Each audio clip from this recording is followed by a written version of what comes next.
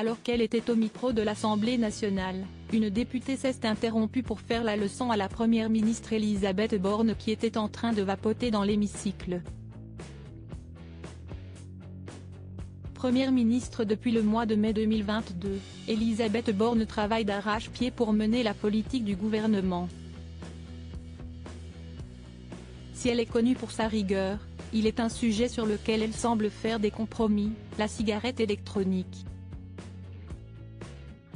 La femme politique de 62 ans est connue pour être une adepte de la vapoteuse, à tel point qu'elle n'y résiste pas, même au sein de l'hémicycle de l'Assemblée nationale.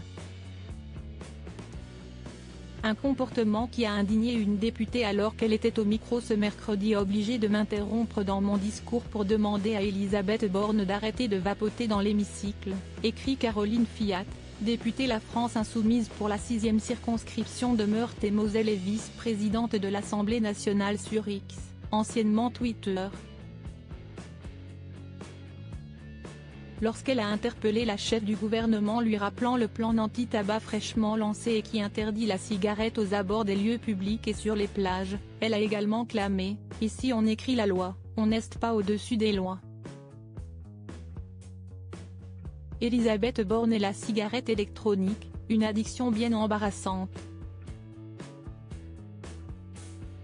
Elle est régulièrement pointée du doigt pour sa consommation et avait déjà été ciblée dans l'heure des pros par l'animateur Pascal Praud et le journaliste Gauthier Lebret. Elle a le droit, avait conclu avec ironie le présentateur de CNU. Il est effectivement interdit de fumer ou vapoter dans l'hémicycle de l'Assemblée nationale ou du Sénat comme le rappelle le site Service Public. FR qui considère ces lieux comme des lieux collectifs de travail. Le fait de vapoter dans un lieu à usage collectif est puni de l'amende pouvant aller jusqu'à 150 €, peut-on lire. L'autre addiction d'Elisabeth Borne. Ce n'est pas la seule addiction d'Elisabeth Borne, comme l'avait relevé Paris Match. Elle est une accro au Coca Light. Affichant une ligne parfaite et sportive, elle a opté pour la boisson sans sucre manifestement, pour ne pas trop pâtir du sucre.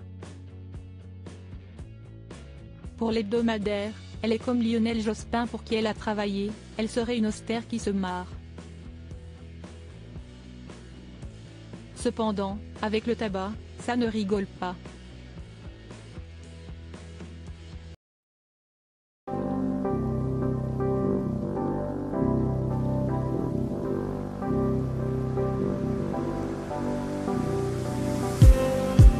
Just